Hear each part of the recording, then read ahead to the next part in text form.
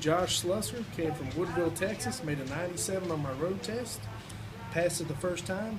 Really appreciate all the help, guys. All right, and today's date is? It is 10/28/2014. And so you scored a 97. Looks like you missed 2 points on the parallel parking. Looks like you just got a little bit close to a stop sign or something. Yep. And so that kind of shocked you?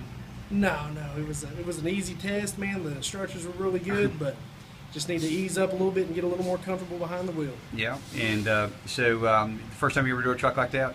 No, it isn't. Second time? Yeah. Second time you drove one? Yeah. Okay.